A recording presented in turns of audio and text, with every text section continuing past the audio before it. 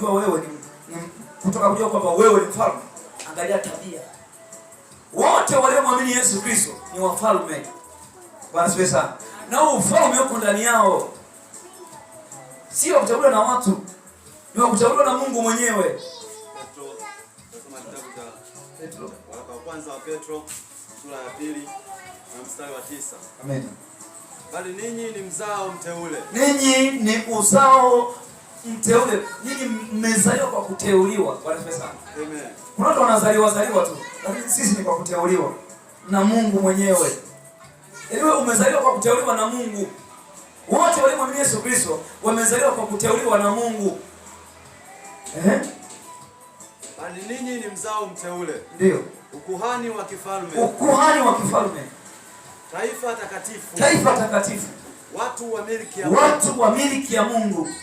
Mpate kuzitangaza fadhili zake. Mpate kuzitangaza fadhili zake. Yeye aliwaita. Yeye aliwaita mtoke gizani. Mtoke gizani. Mkaingie katika nuru yake. Mkaingie katika nuru yake. Pigie sana kwa Bwana.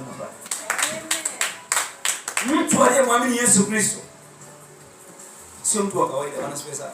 Amen. Ndio maana hata ufalme wa shetani wenyewe unakimbia. Bwana asifiwe sana. Akasema hivi, yule malaika aliyemwendea shetani wakati Musa amekufa pale mlimani, shetani alikuja kuchukua mwili wa Musa. Malaika kutoka mbinguni akashuka.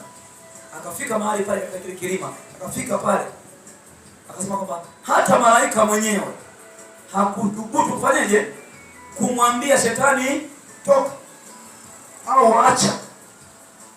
Bwana asifiwe sana. Akasema hivi, malaika wa mbinguni akamwambia shetani, Bwana na kukemea. Sio yeye anasema. Bwana asifiwe sana.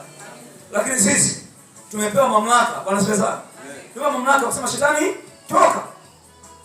Anaenda. Yesu makofi namna hapo. Haleluya. Hata kama tunasema toka, tunaimba tu, shetani naye anaweweseka, anakimbia. Yesu makofi namna hapo.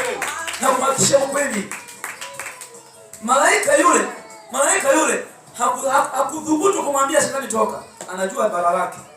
Bwana asifiwe sana. Lakini sisi ni watoto wa nini?